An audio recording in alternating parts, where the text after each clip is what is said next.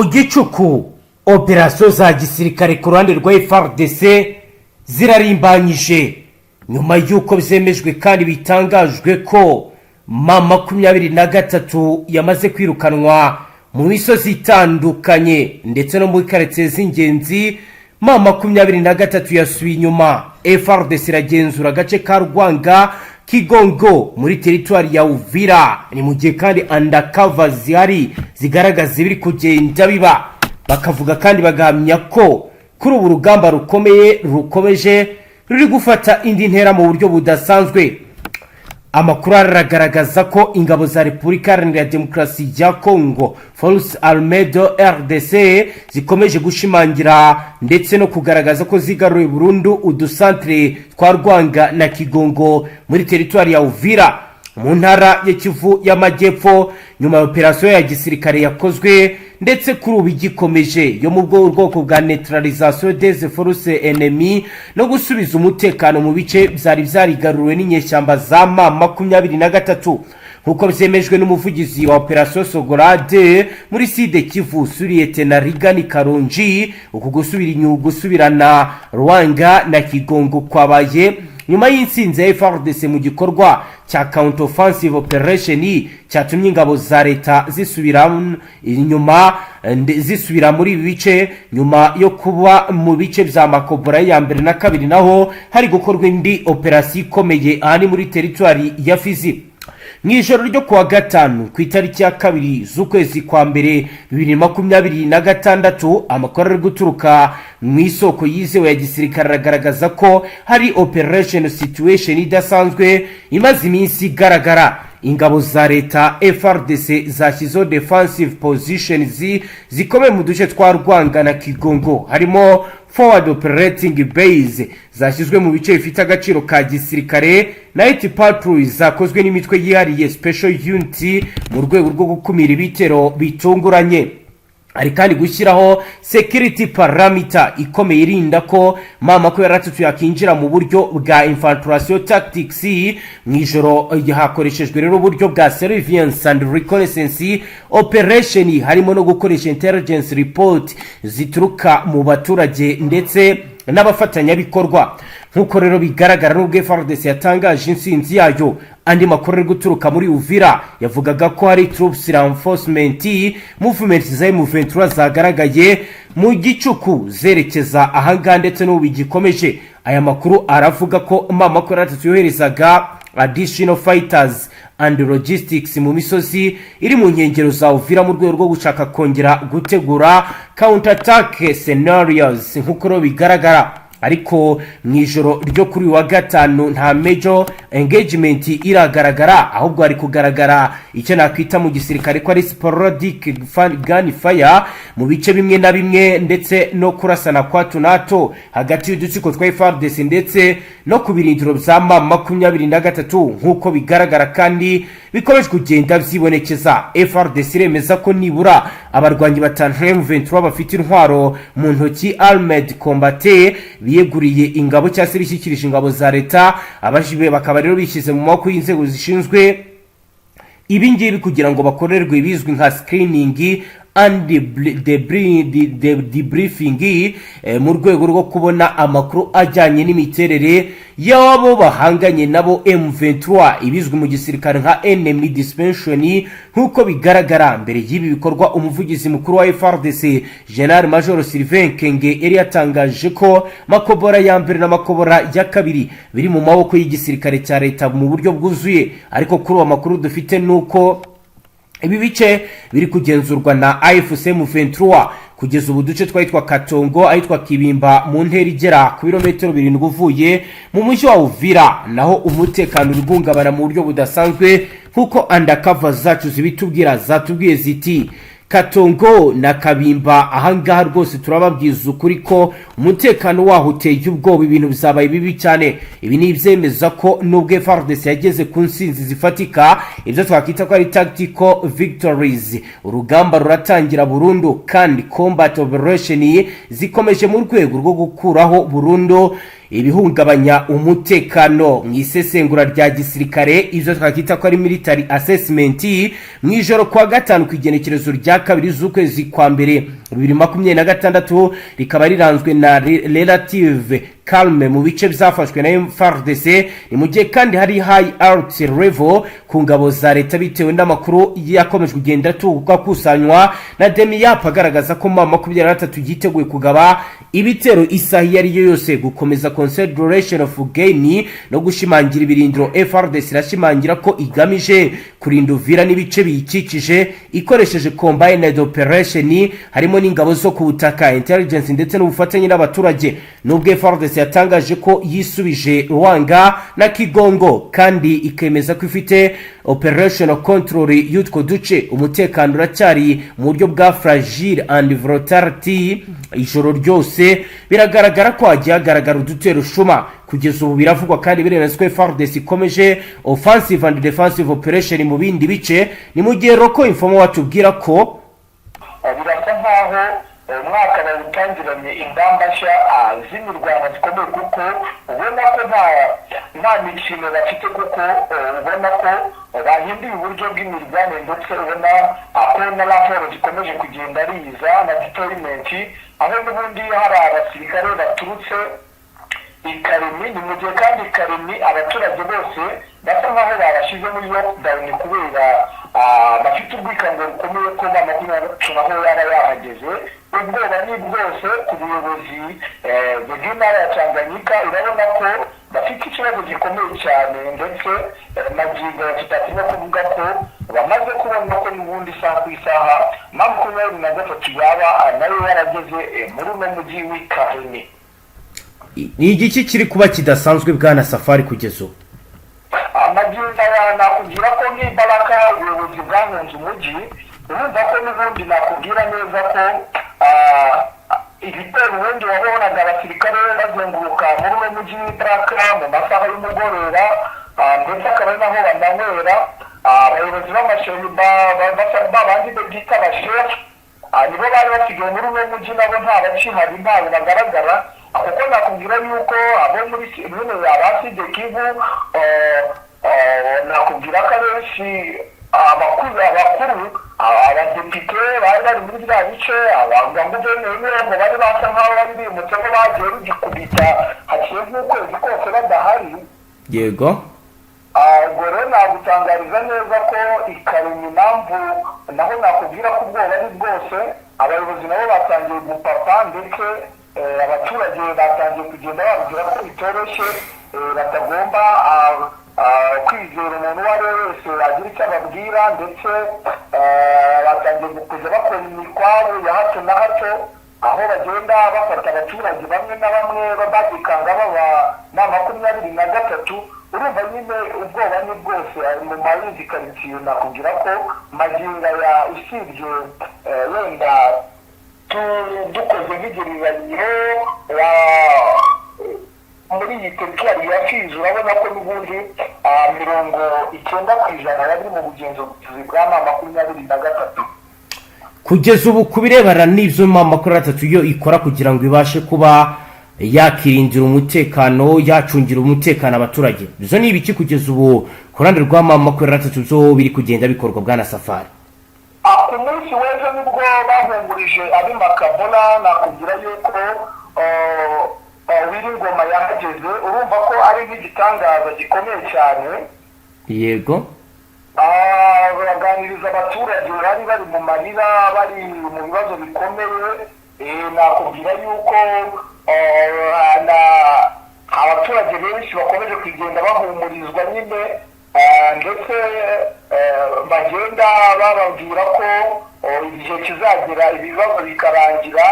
Ihumure nyine ryagiye ritangwa mu biciye binyuze mu biganiro, ndetse na morale abasirikare ba 23 bafite ni ihumuriza abaturage, kuko muri morale batanga bagenda batanga ko baje kubahambura ingoyi ya leta y'igitugu ya Akandi.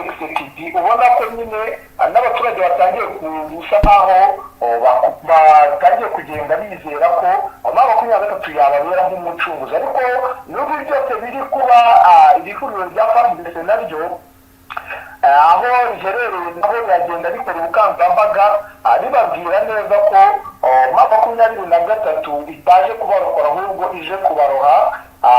Urumva ko ku mpande zombi hose zirasa nkaho bahanganye, ariko ikizindutse gikomeye cyane ni imirwano ikomeye irimo ataka ikomeye, ibirindiro bikomeye.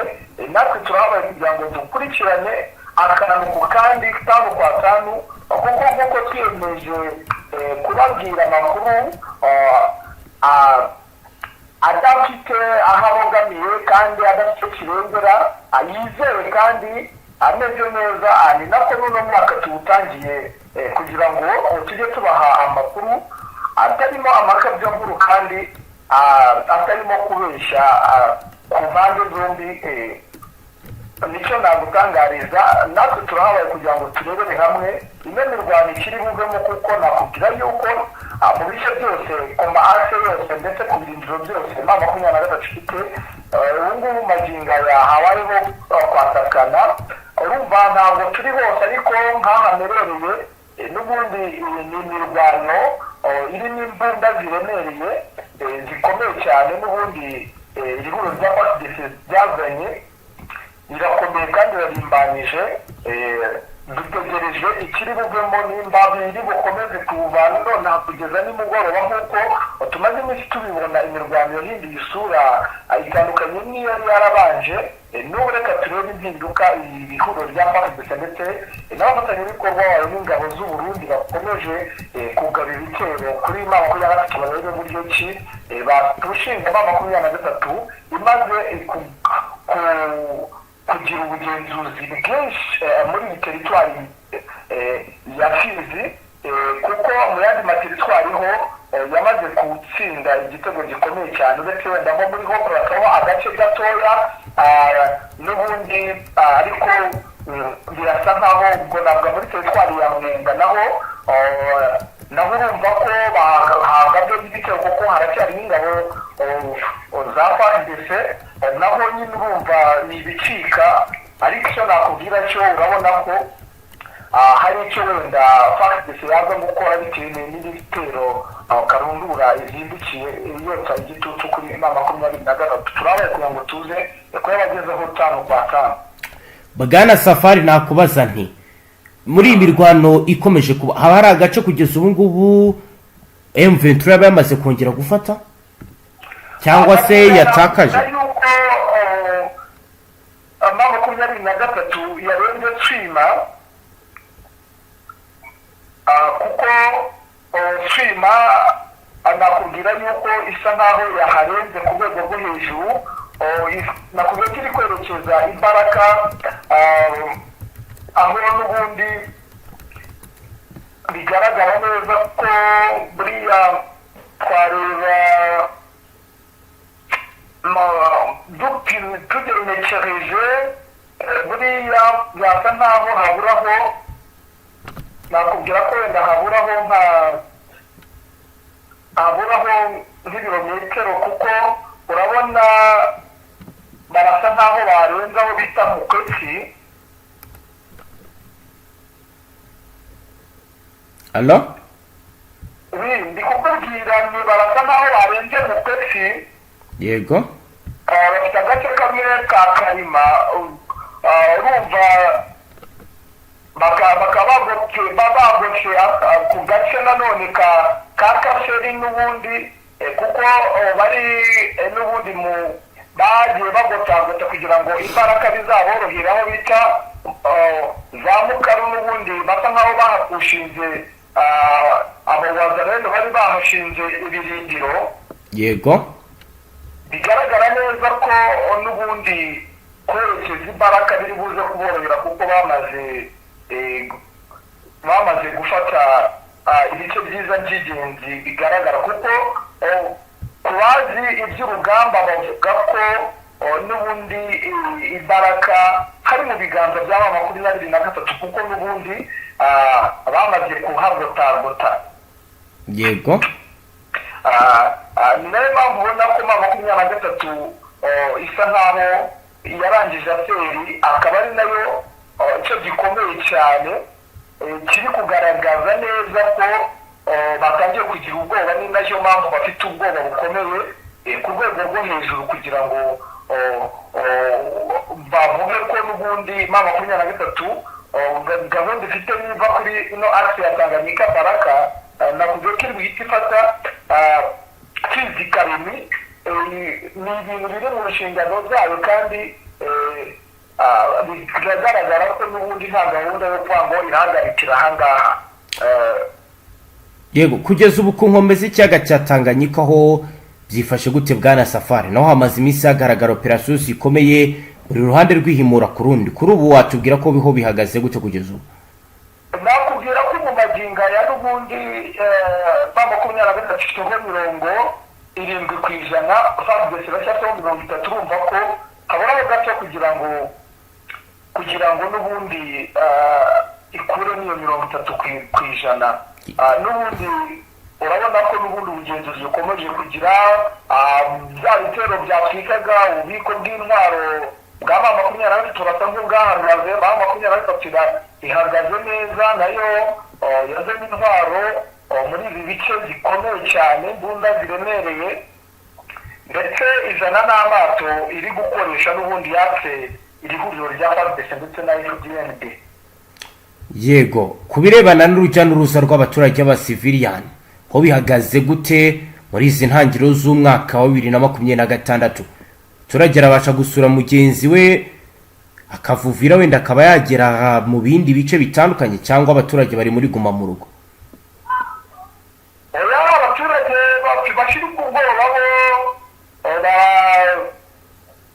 barabasha kugenda, ndetse urabona ko nta n'ubwikango ntaki, kereka abari mu bice n'ubundi bitagenzurwa na M23 nibo bakomeza kugenda bagira ikibazo, kuko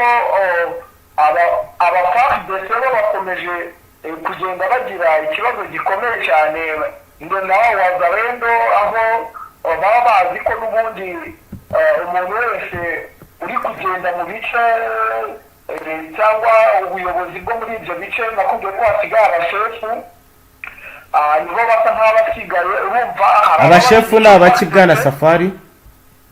Abashefu bakora izihe nshingano? buriya uko byagenda kose baba bayoboye amasheferi. Yego, amasheferi. Yego, ubwo urumva nibo basa nk'aba basigaye akenshi na kenshi abari ku ruhande nyine rw'abawazarendo na Fardc nyine bashobora kubangamira abaturage,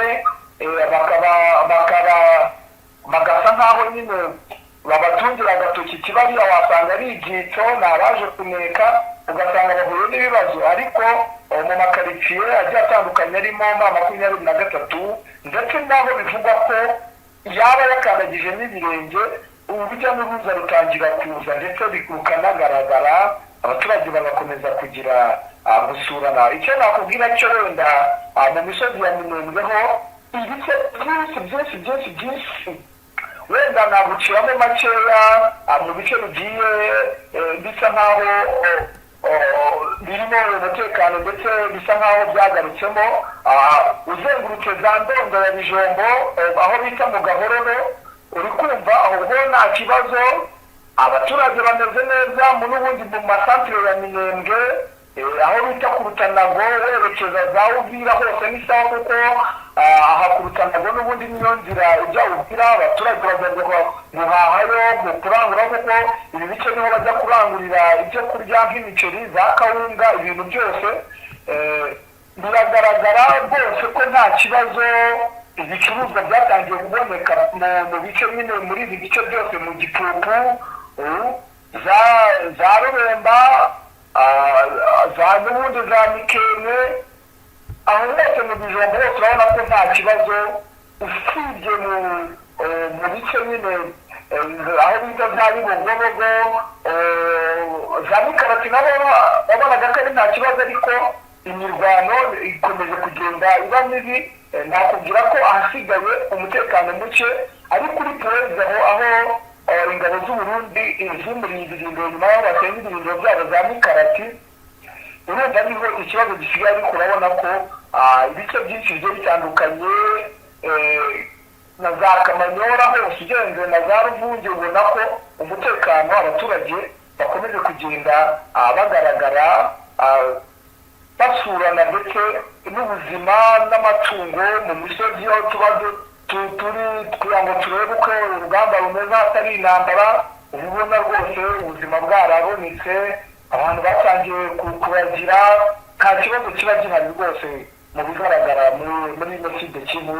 Uretse ibitero n'ubundi simusiga bigenda biza ariko bisa nkaho byabonekeye umuti, aho M23 yarabonye umuti wo kuba wasubiza nyuma izo drone, kuko iyo kuko nabo bafite ikoranabuhanga babona ko bayiteze cyangwa isa nkaho igiye kugwa ahari, zihita zikata zigasubirayo yabaciye muri humwe. Ikindi kandi biragaragara neza ko M23 yavumbuye umuti wayo kabisa, ndetse n'umuti wo kurasa ziriya ndege ziba zishaka kubangamira umutekano w'abaturage. Yego bwana Safari, nyemerera rero dusoreza tugushimire cyane, tunakomeze kwifuriza intango nziza za 2026. Yego namwe ndabashimiye, namwe